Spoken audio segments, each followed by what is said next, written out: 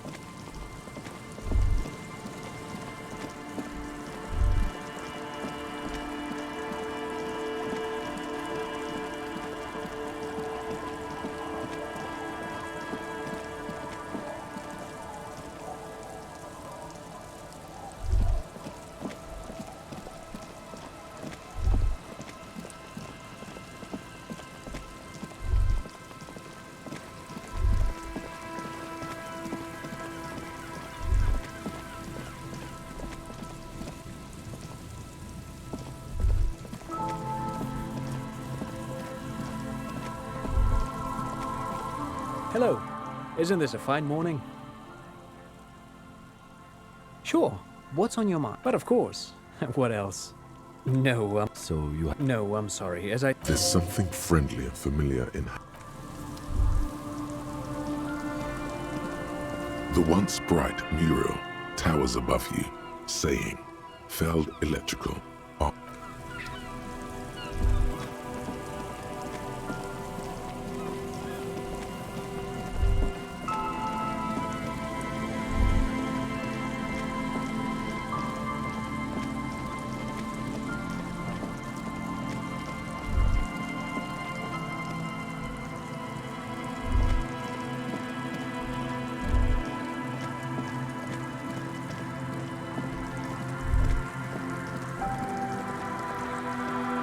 As you approach, the man turns and greets you with a polite wave. He appears completely at ease, like a common holidaymaker.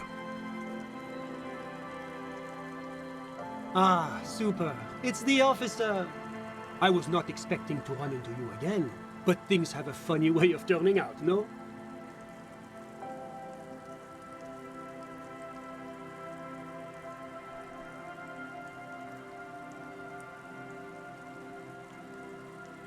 What brings you down to the scenic Martinez coast? Well, that's très simple. I was visiting the fishing village just north of here. They have applied for a series of microloans to revitalize the old market. And well, I wish to see the situation firsthand. And then, well, I had some extra time on my hands, so I decided to stroll down here. It's quite peaceful, isn't it? Yes. There's nothing like a stroll along the coast to lift one's spirits. Ah? Is that what those pockmarks are?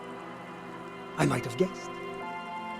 Fascinating how much history is contained right here, if only one knows where to look for it.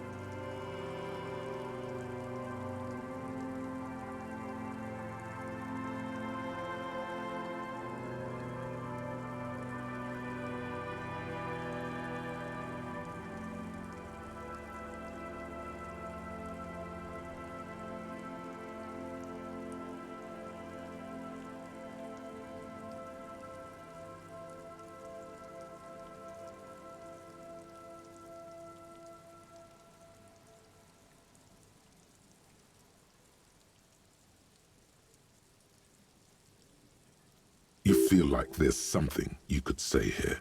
If only you really knew what was going on. Ah bon? I'm all ears, officer.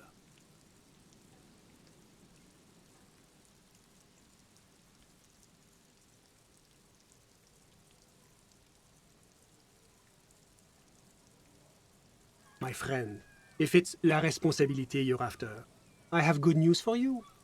There's no need to form such a committee, because it already exists. God, of course it does. These moral intern types. The Comité de Responsabilité de Revachol, it acts as a sort of clearinghouse for coalition activities. To put it simply, they are the ultimate arbiters of la responsabilité in this part of the world. Yes, this is just the sort of reasonable authority you're looking for. I would offer to connect you with the committee myself, but alas, I am not actually in Martinez. What? Where is he then? You knew there was something strange about this one. He's an astral projection, a bureaucratic phantasm. He's speaking figuratively. He means he's not in Martinez in his official capacity. Mais que faites-vous, officer? Yes, I was wondering the same thing. What are you doing? No, don't be silly. We're simply speaking in an informal capacity. Officially, I am still in La Delta, preparing for an upcoming conference on fuel oil derivatives.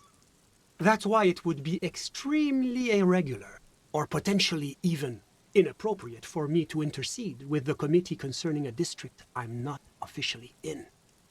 Yes, you've made your persistence quite clear. Under normal circumstances, I would have to insist you go through the regular channels. No, you can't let them give you the runaround. But if you have information of a vital interest, they might be willing to entertain an exception. In which case, I would advise you to contact them via Coalition Warship Archer. Officer, you mean to say that you haven't noticed the giant Coalition aerostatic peacefully patrolling the skies over Revachol? You follow the man's gaze out toward the west. There, hanging some distance above the horizon, you can just make out a strange silhouette. It looks to your eye like some kind of long metallic fish suspended beneath a number of ceiling fans. Not just any fish, it moves like some ancient bottom feeder gliding over the ocean floor in search of prey. Isn't it? A triumph of both technical ingenuity and international cooperation. I, for one, feel much safer knowing it's up there watching all of us. You see, in addition to being an airborne artillery platform, Coalition Warship Archer is also the linchpin of the Coalition's surveillance and communications infrastructure in Revachol. And listening! It has the most objective vantage point in the entire city. Not to mention a vast array of radio, photographic, and meteorological monitoring instruments. I find it a great comfort to know there are benevolent powers watching over all, in strict accordance with the Wayfarer Act and the Bristol-Mühne Convention. This is quite the problem. Very tricky. Of course, the Archer has orders to fire on any unidentified aerostatics that might approach it, so it might be safer to get in touch from the ground. But in that case, you would require a radio transmitter capable of broadcasting on coalition frequencies. And that kind of technology naturally isn't typically available for non-coalition use. Yes, it is a bit of a conundrum. I suppose there might be some way to circuit bend your way onto those frequencies, but you'd have to be one of those techno-tinkerers to do it. Unfortunately not, no. I don't have the pleasure. I am merely a representative of the coalition government, not very well versed in technology. But you? Sounds like something that programmer we met in the church might be able to help with. Let me just say that I have complete confidence in the RCM. I'm sure you'll figure something out. Always my pleasure to be of assistance to the RCM. Godspeed, and if we don't meet again, bonne chance.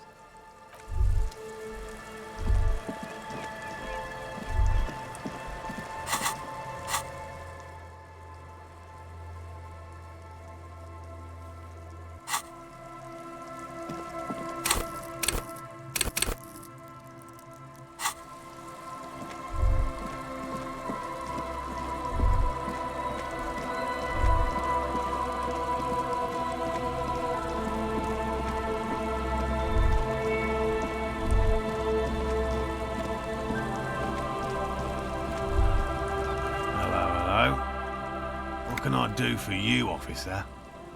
By woman, you mean my wife, I assume? I will return to her, but I can't leave before we finish with these traps. My wife understands that just as well as anyone.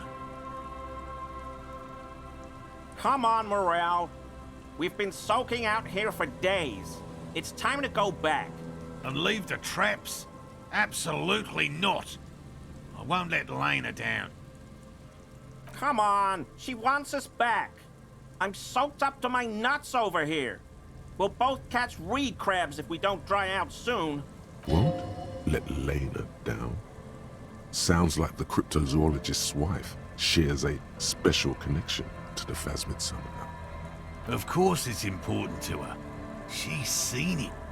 A verified sighting, on record. One of only 4 this century, and it's hers. Yes, that's how we first came to know one another, in fact. But that's her story to tell, not mine. Needless to say, you must ask her about the mysterious Phasmid. Suffice to say, it's long been our dream to find proof of the Insulindian Phasmid together. I can't abandon course now. Good. A good quality to have, both for a police officer and an experimental zoologist. I didn't expect you to take such an interest in our work here, officer. Yes, indeed. Both require a great deal of research, attention to detail, and, above all, persistence. Bring it to me at once. Just make sure the trap is closed tight. There are 4 in total. One is to the south, on this little peninsula, by the boathouses there. It's very near. Another we set in Land's End, to the northeast. It's behind a small sand dune there, on your way to the old radio tower, after the church. The third is set near the canal, where you crossed, by a concrete slab. A big thicket of reeds going up the slope, and among them, you should check at least one of those before returning to this one, since I just said it. This one's more of a technicality, but still, better safe and stupid than sorry. That seems like a lot. Do we really have time for this extracurricular venture?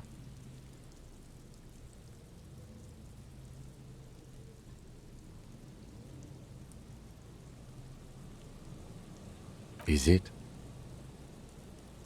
If you think it's important, you have been right before. That's highly unlikely, officer. But in the event you do, I'll spray you with a pheromone mixture I developed.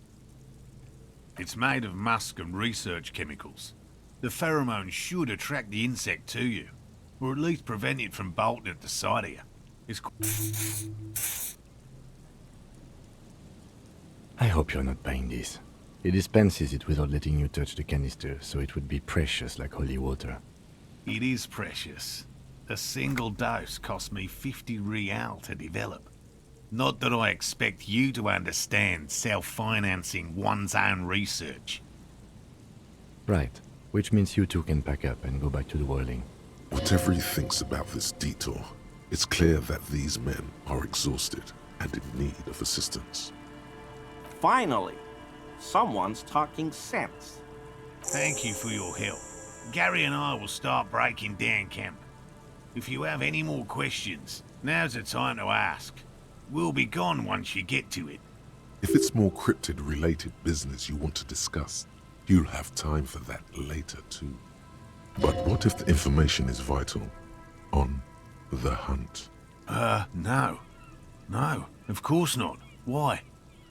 Well, he's been a little unenthusiastic about the trip. More so than usual. That's understandable.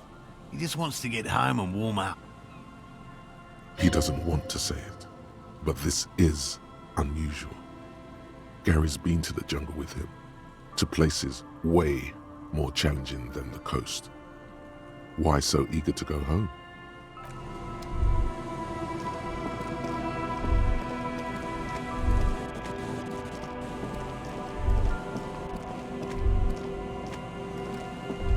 There's a trap in the reeds. Locusts are crawling around in the trap, confused. Big surprise. Anyway, one down. You set the apparatus back on the ground, among the reeds.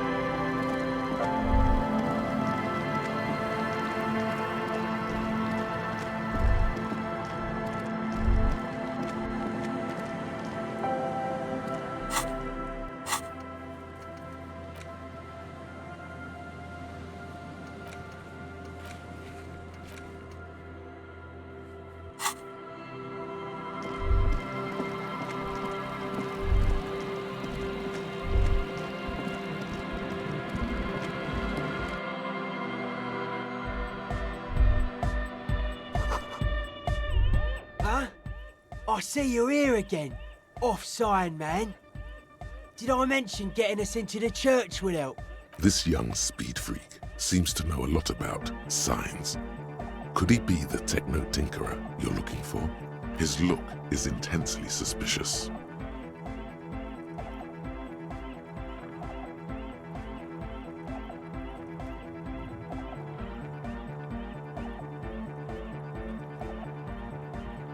The sticker? You mean the yellow one? Can you describe it to me?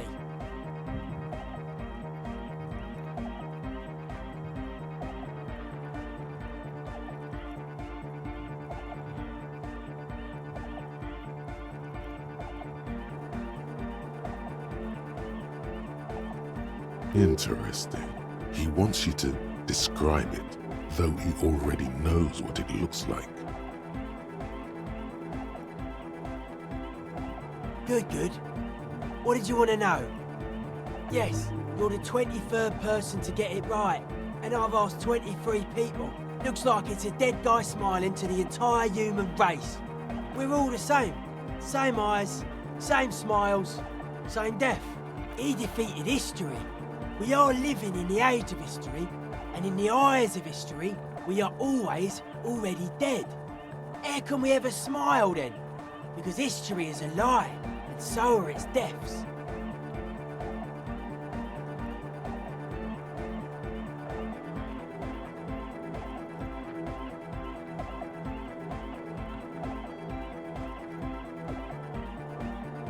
The present moment and life are the hardcore.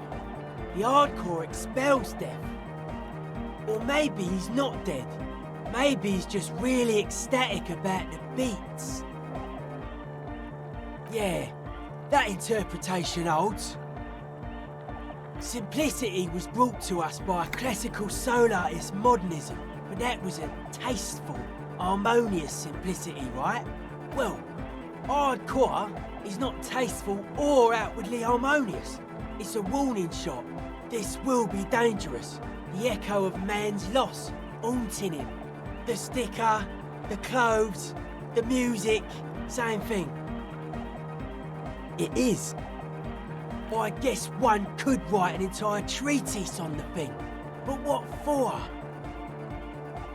Don't think so. Big bad frequencies are extremely negative. Thought suppression, dream implantation, memory revision. Pretty out there stuff. Not sure I want to get involved with it. There is fear there, but also curiosity. He just needs a reason to help you. Besides, our own signs aren't even synced yet. So how am I supposed to get you synced up with a big bad? It don't make any sense, lol lover.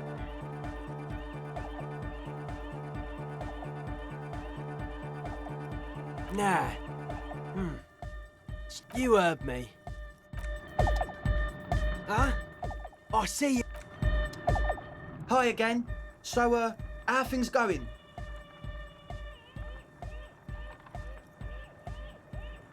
And? What happened? Oh man! Who is he? What did you think? Really? Interesting. What's he doing in the church? No matter. Is he gonna be a problem? Yeah, Noid is right. Let's get back to the point. What are we gonna do about him? I dunno, man. Doesn't it feel like a major hindrance to you? A spooky guy climbing around when all the guests are trying to have nice friendly hyper time? I guess it's not a massive problem, now that I think of it. Everyone is welcome to dance till the morning light! Yeah! Maybe. I guess we'll figure something out. Okay, but what about the other spooker? The one in Grandma's clothes? Did you see her?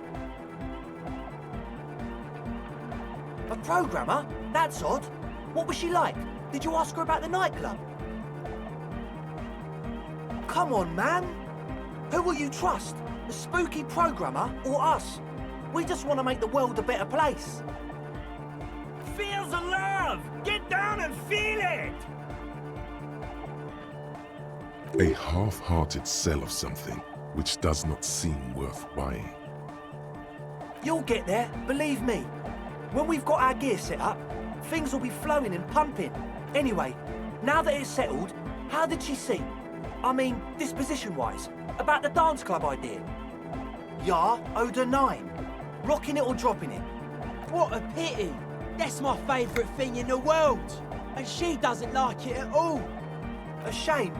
What can we do now? Do you see a way out of this jam? And into a laser-lit future of dance and unity? Unity! Dance! And you can't just evict her? Hell yeah! No, Noid. No hammer. I'm sure there's a workaround. We can, like, make a deal not to bother her. You know, coexist. If that's okay with her, we only want to get in the church and spread the joy and ecstasy of music. The lines in the dark exist! Coexist! At least Crabman seems like an advanced being. He's hard. He'll understand. Yeah, he can do his climbing thing in the tower. And the programmer, does she like Nordic dance music? Wonderful! If coexisting fails, you can always muscle her out, right? If it's all okay with you, what do you think? Excellent! Good luck, my friend. Nothing jumps out to you. Nothing out of the ordinary. How about you get out and breathe? The air in the tent is too thick for you to think clearly. Goodbye, officer.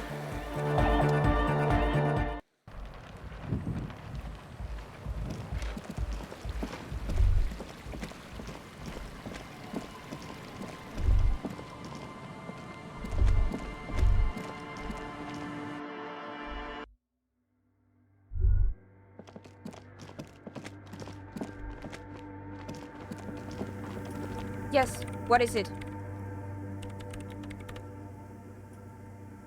I don't want to make anything work.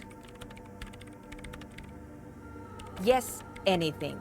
I don't want to make anything good. Easy.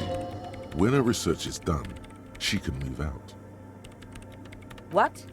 No, I don't really need any help with the project. She thinks about it. A glassy look in her eyes. A gust of wind brings more snow in from the broken gallery. It touches her hair. All right. Bring me the game's offside copy from my old workspace, if you really want to help. It's stored... Yeah, that's the one. You can get in through the bookshop. You just have to do some explaining to the bookstore lady. That's her name, I believe. There's this giant ice bear fridge in the building's cellar. It's there. Don't worry, you can't miss the bear. It's hideous. The bookstore lady hates me. Says I'm part of the curse, whatever that means. Because she's from Martinez, and people from Martinez have never ever seen a radio computer. She thinks it emits elemental evil. Yes, but she literally started praying for the higher powers when she first saw my Rame Civic. I'm not making this up. The lieutenant coughs like he's amused. Once I came in one morning, only to find that my terminal was full of those strange trinkets and amulets. Wards. It looked like some feminine magic. So what I need you to do here is go have a talk with her, say that you're a policeman and need to get to the building's basement. Then bring me the offside copy, alright? It's a backup of my former employer's project, the radio game we were working on. It's stored on a filament memory, just like the one inside this radio computer. The backup itself is destroyed now, but I'm hoping to use what's left of it to pinpoint the exact location of the anomaly. You just have to go to my old workspace and get the filament. Hold on. If it's called an off-site copy, then why is it still on-site? Oh god, not this again. It is not on-site. It is in the basement. Perfectly safe and not connected to the front at all.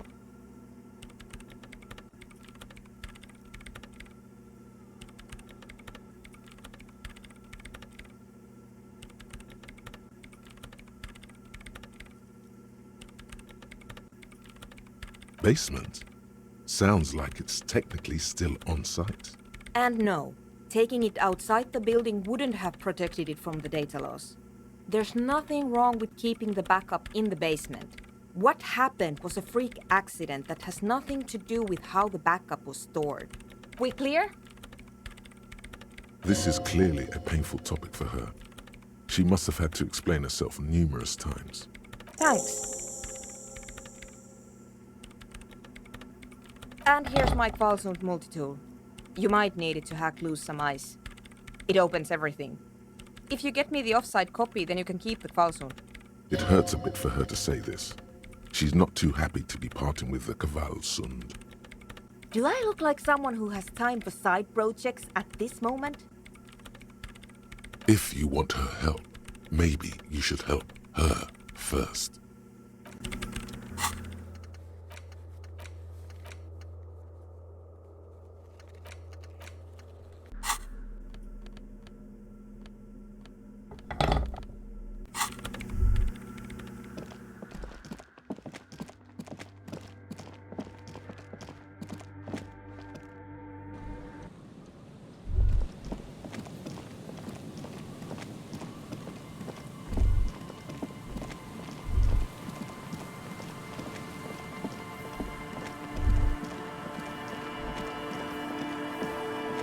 An old door, worn by elements, guards the depot.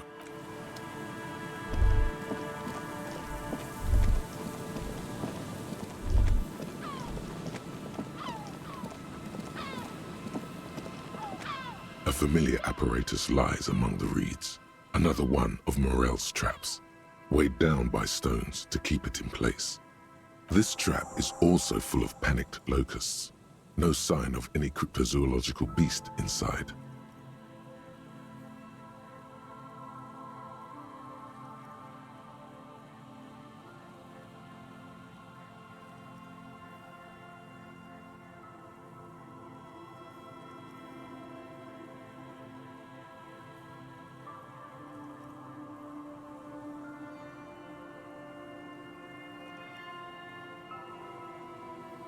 Another empty trap.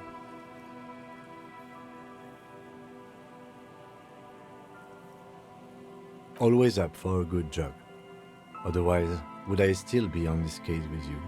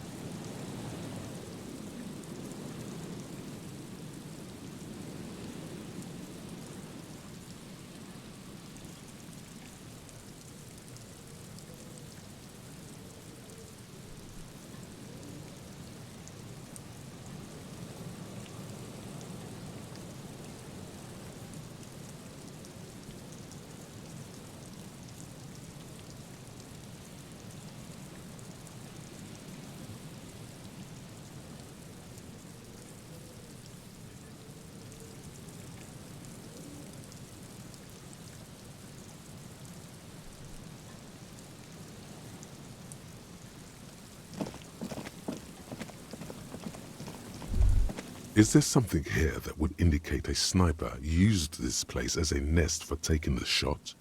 Just some urban detritus, a bottle, and a dilapidated old comms tower. I don't see it, Lieutenant W. Feltherre. I don't see a person take a shot here and hit something there, in the whirling in rags. To warm his hands before pulling the trigger? Perhaps, but anyone could have made this. The coast is specked with fires this time of year. Truthfully, this seems like a very poor choice to take a 1.2 kilometer rifle shot from. Visibility is awful. There's water vapor everywhere. I think we can rule out... Biddable Prime, was it? It's not possible to climb that ladder. And even if it were, why? There's no platform up there to aim from. There, 1.2 kilometers over the wave-crossed bay, through heavy, dark grey curtains of rain, you see the smallest rectangle, barely visible. A glowing light on the third floor of the whirling in rags. With binoculars, you would see a young woman's shape move behind the glass, her limbs long and slender.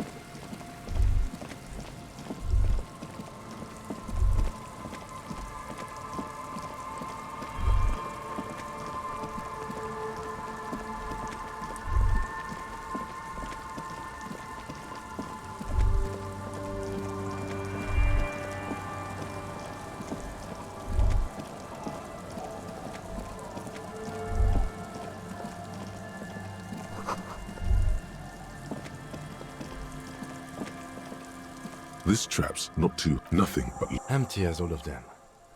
One more of these and we're done. Of course. Noted.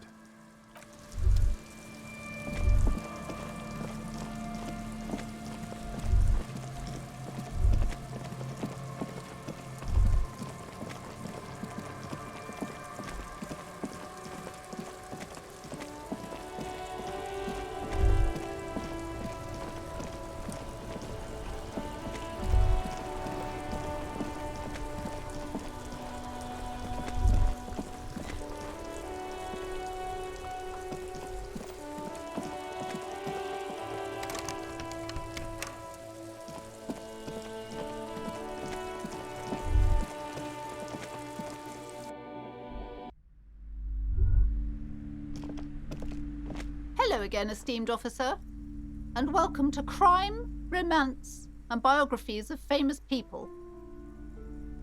A fridge? No, I don't know anything about a fridge.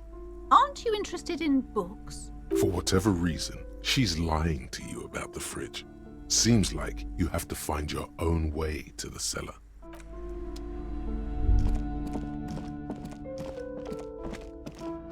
A heavy door with a missing handle stands before you, covered in dozens, if not hundreds, of Seminese trinkets and charms. A heavy door with a missing handle stands before you, covered in dozens, if not hundreds, of Seminese trinkets and charms. It appears to be locked. Ow! Shoot!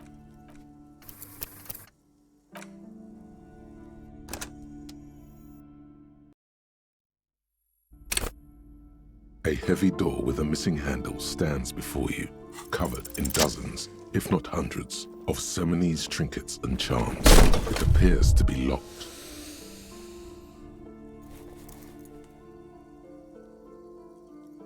You smash into the wood and see a small crack appear on the doorframe. It's going to take one more try to break through to the other side. But you've done it. You're not thinking of trying again, are you?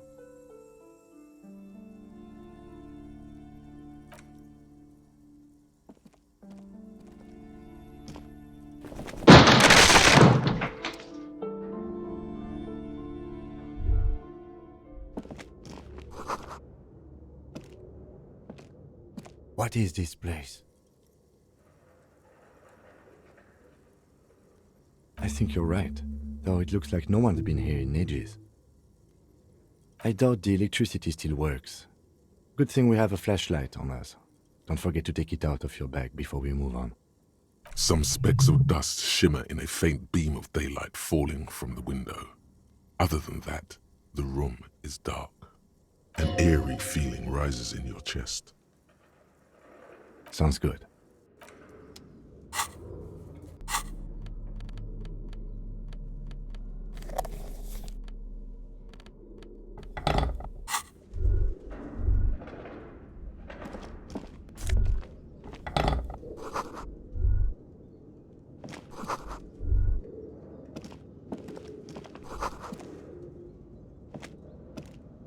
A barbell lies on the floor. The color has worn off its weight plates. It's 60 kilograms. Your triceps hum at the sight of these weights. Show the world what kind of beast it's dealing with. Lift them. There are no collars on the barbell. This is a safety hazard. Why does it feel so familiar? You're right. The weight may fall off. Better not touch it then. It would be a violation of EPIS safety regulations if the gym was still operating, but it isn't. No one's supposed to come here anymore. No, it's not that. It's the stale smell of rubber, the squeaky sound of sneakers, your bruised knee against the mat, and a whistle. Then the feeling is gone.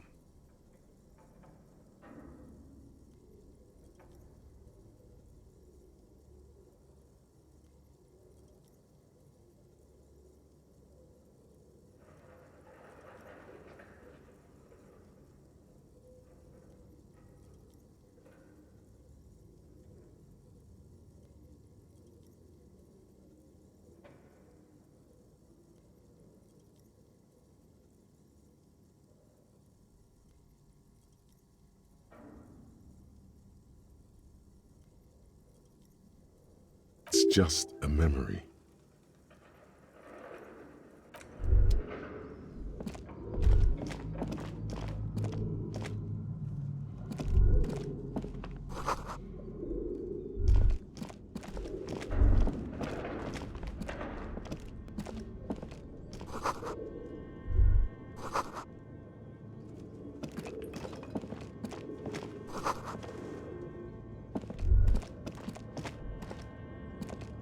Yes?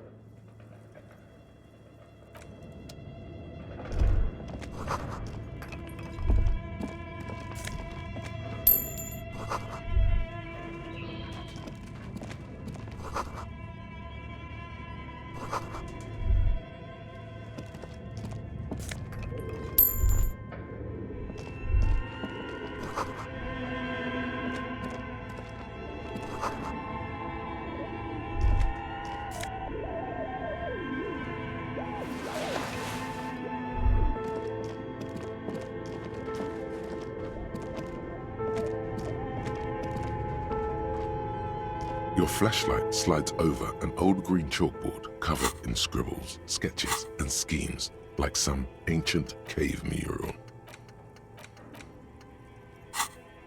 Some of the writing has faded with age, but you can still make out sections here and there. Photos and drawings have been pinned to the board.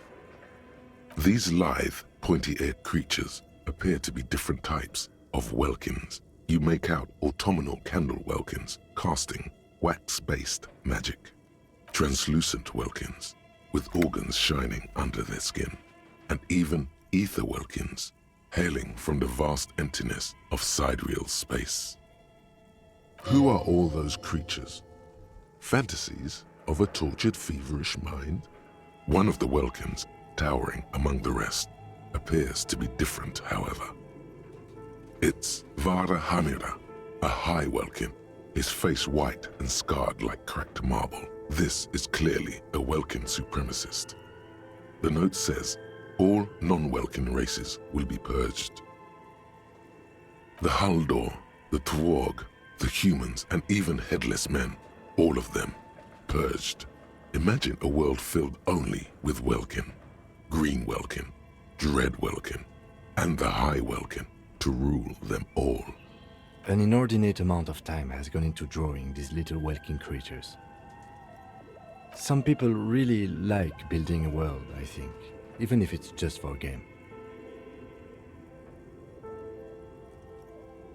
This looks like concept art for a project. It's not really real. Political commentary. That one has a great beard too. Just look at those details. So much effort. And for what? All gone. The photo collage depicts barren, icy landscapes wrapped in perpetual night. You see permafrost and glacial landforms, dead trees grown in under the snow. Entire oceans have been frozen from shore to shore. There are pictures of settlements on dried-up riverbeds, abandoned in a storm. Animal corpses in the dark, carcasses and bones. You see primitive oil rigs built into glaciers, boreal dvorg, yurts under the snow, great mammoth-like beasts of burden. A pinned postcard reads, "The heat death scenario. A desperate fight for geothermal energy engulfs the world as Wirral becomes untethered from its sun, drifting through the universe." This is a monthly calendar from the year 50. Cryptic words like sprint, daily minimi, and GPI span the marker-drawn grid, the grand scheme of production and money. It looks a bit like an academic calendar, only much more brutal. Everyone is constantly teetering on the edge of the abyss, an abyss of production. These squares look orderly, but beneath them is chaos, worry, pain. Minimi stands for a mini-meeting. It's part of a bigger framework for managing work called RUN. Station 41 tried to implement it a few years ago, but failed. As time goes on, the numbers in the boxes grow rarer and rarer. The board becomes an empty snowfield in the final days. Only failure and regret dwell in this region. Looks like they didn't make it. A note in the bottom left corner of the chalkboard says, "See the prod schedule filament for details." The handwriting is only partly legible, but you can still make out 3 slogans: "Call in, tune out," "Wirral untethered," and "Heat death of the universe." The full text reads, "Heat death of the universe is the new black." Another note says, "The biggest advancement in role-playing systems since the 30s.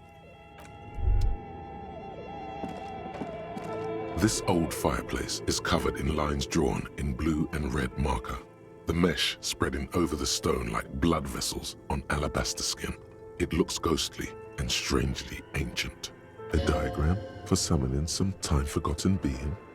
The symbols seem very esoteric.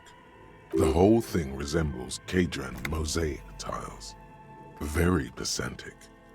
History classes, students with their textbooks open, studying the roots of our civilization. Those aquarelle blue tiles looked beautiful in the sun. Radio frequencies, it seems. UKV 123.6, UKV 123.7, UKV 123.9. Some written notes, too. Sparse and cryptic. Unclear. It looks like a cardiovascular system split into veins and capillaries. You think so? The web is comprised of radio stations, all lead back to one red heart, titled The Game Master Frequency. A note says, this one can listen in on any station it wants.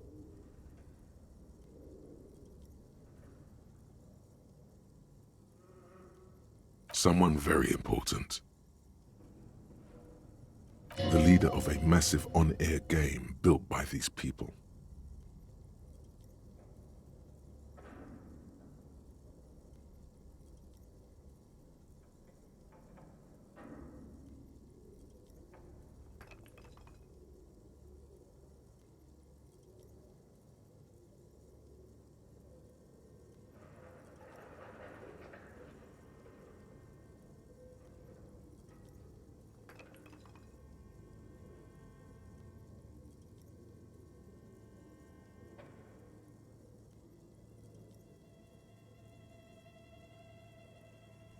A conductor for the hundreds of story threads that pass through the Game Master's frequency. Whoever decides to call in to a call-in station, it looks like. A list of names under the stations suggests people across 6 Isolas would be playing. Muindi, Insulinda, Kotla, Grad, Samara, and even Il Mara. All of this is gone, left unrealized. There's no way a little basement studio working here could pull anything like this off. My God, it's as if the less money they had, the more ambitious their project became. The schedule, I know doom when I see it. The company was running out of funding. Nothing. It's just lines on marble. An echo from times long gone. No one has used the fireplace in ages.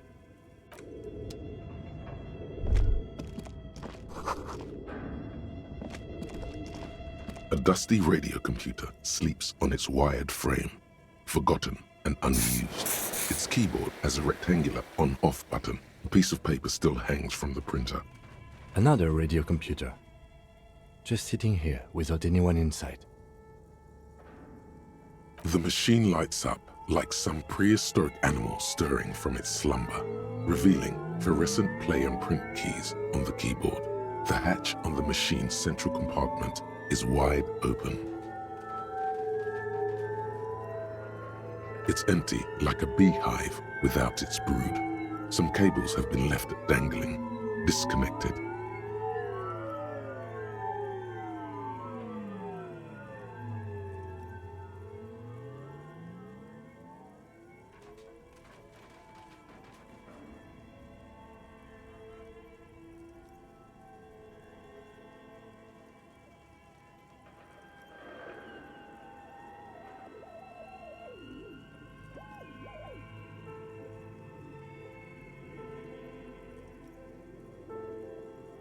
The filament you have would fit perfectly inside the compartment.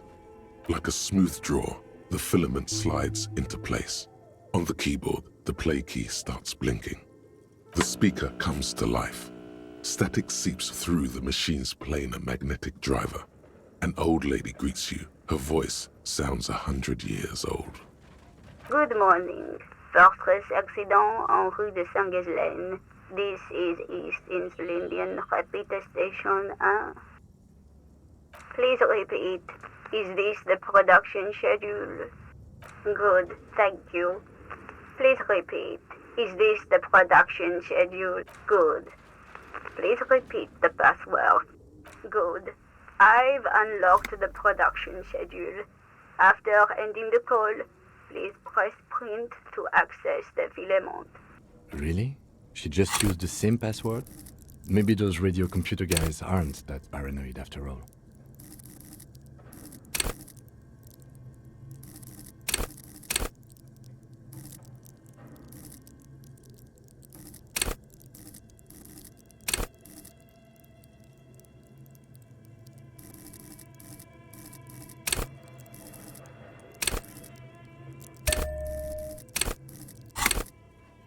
Fortress accident.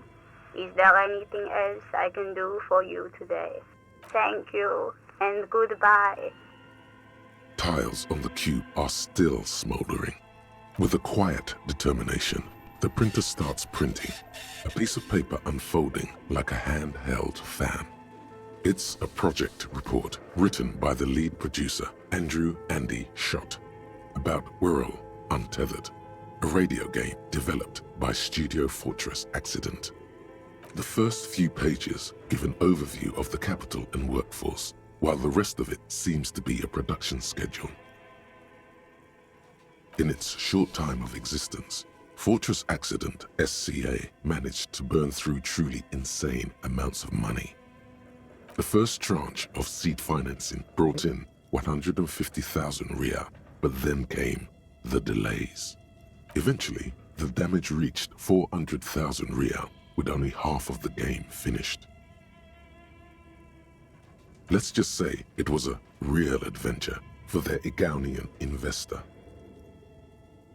Fortress Accident employed 18 people, the bulk of the team composed of writers and concept artists. There were also radio programmers, sound engineers, a CEO, 2 marketing experts, and a single overburdened producer who developed a habit of popping Pyrrolidon in the basement to escape his obligations. Why did Fortress Accident have so many concept artists? It didn't. No, definitely not. A few more producers could have come in handy though, especially when dealing with writers, some of whom routinely skipped work because of mental health issues and extremely unprofessional sleep schedules.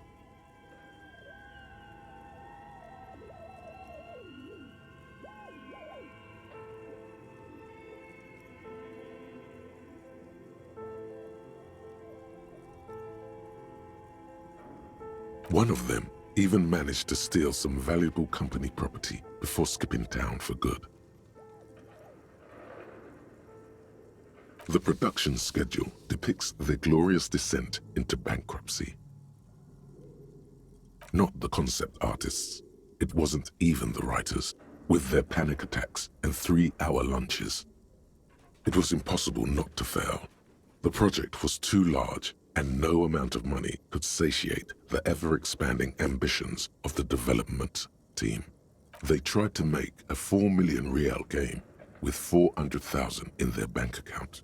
They thought they could bridge the gap with pure willpower and imagination. They couldn't. No, you couldn't have. Definitely not. Not a chance. Even then, success remained within an ever-narrowing margin of possibility that, despite everything, never entirely disappeared. That is until they discovered the Valley of the Heads. No, it was good. Too good.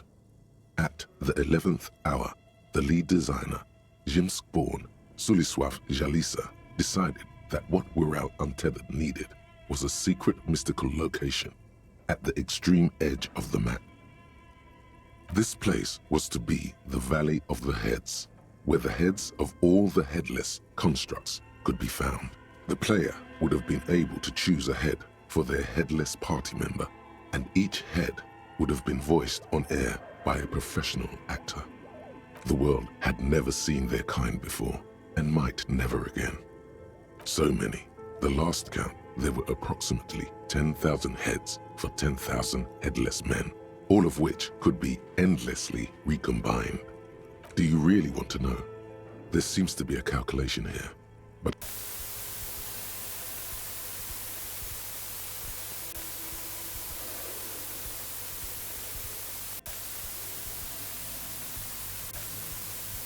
the lieutenant taps his foot impatiently, his arms folded tight against his chest.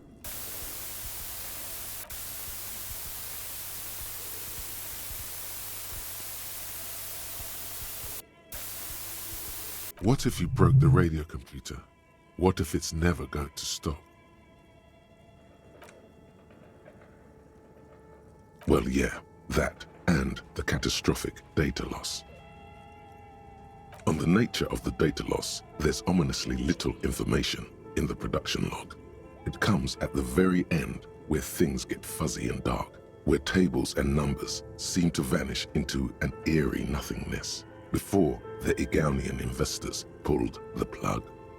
What is clear is that one day an unidentified numeric anomaly occurred on the East Insulindian Lintel front, just as the Wirral Untethered project was being compiled that day.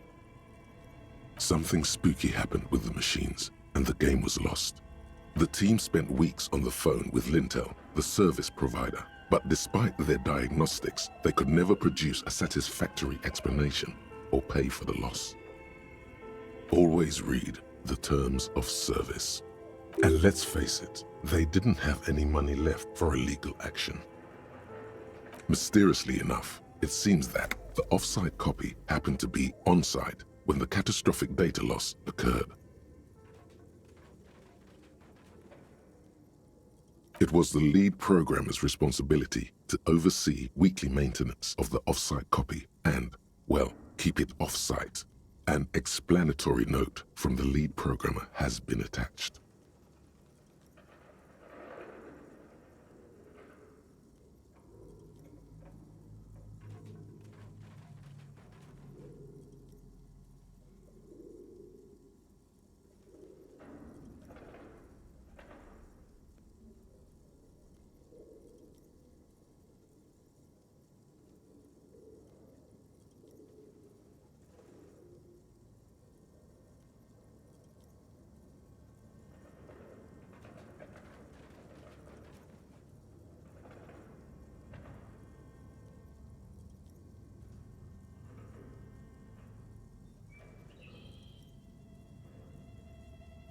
S. Luukinen Kilda, the lead programmer of Fortress Accident. The off-site copy was on-site because there was no off-site anymore.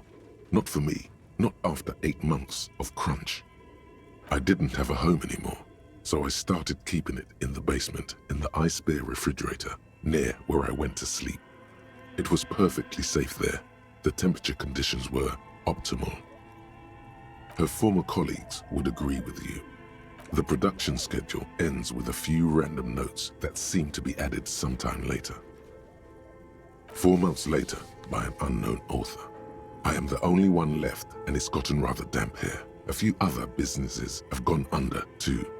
Slipstream switched to making skis, and the hairdressers just left, cursing Martinez. They're right though. Something's seriously wrong with this place. Martinez, all of it.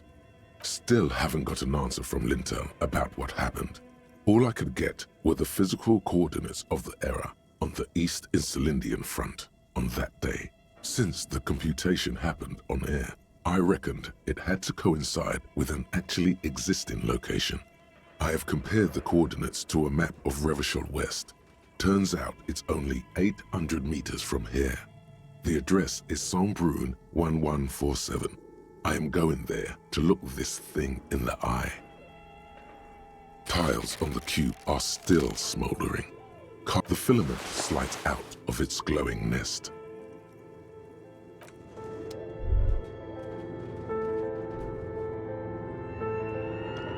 Okay, what do you think is going on with that computer, chalkboard, and fireplace?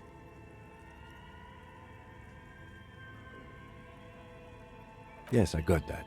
What I meant was, what were they trying to achieve with this damn game? What were their ambitions? Because this here looks rather advanced. He has respect and curiosity for this failed endeavor. This is way above your tiny little policeman head. Okay, well, I think it looks like one of those popular pen and paper role-playing games, only these people were trying to automate it, make it work on radio computers.